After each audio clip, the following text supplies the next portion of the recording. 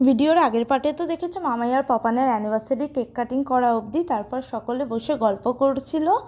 দেন আরেকবার cake cutting করা হয়েছে। আমরা মাদার্স ডের জন্য কেক নিয়ে এসেছিলাম, সেটাই এখন কাট করছে মা।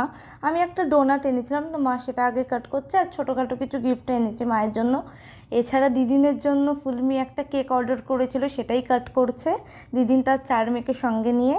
প্রথমে মা কেকটা কাট করে নিচ্ছে আমাকে আর ভাইকে সঙ্গে নিয়ে, আর কেক কাটিং করার পর আমি একটু মাকে খাইয়ে দিলাম, মা আমাদের দুজনকে খাইয়ে দিল। দেন এখন দিদিন, মামাই, মা, ফুলমি আর রাঙামির সঙ্গে কেকটা কাট করে নিচ্ছে। আমাদের মায়েরা কি ভীষণ ভালো না, আমরা যদি ভীষণ ছোট একটা এফোর্টসও দিই তাদের জন্য, সেটাও তাদের কাছে বিশাল কিছু হয়ে দাঁড়ায়, তারা ভীষণ আনন্দ পায়।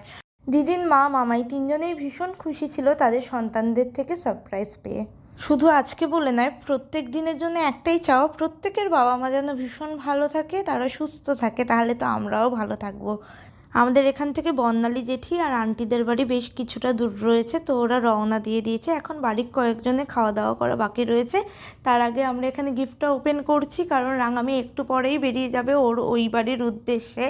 সেজন্যই ও থাকাকালীনই আমরা গিফটগুলো খুলে দেখছিলাম। এরপর আমরা খাওয়া দাওয়া করতে যাব। তো এরপর রাঙামি ওরাও বেরিয়ে গেছে ওদের বাড়ি যাওয়ার উদ্দেশ্যে, আর আমরাও 3তলাতে চলে এসেছি খাওয়া দাওয়া করবো বলে। তো মেনিউটা তোমাদের সাথে আগে শেয়ার করা হয়নি, ক্যাটারিং থেকে খাবারগুলো আনানো হয়েছিল। আজকে মেনুতে ছিল fish batter fry, mutton, pulao, তার সঙ্গে মিষ্টি, চাটনি, পাঁপড়।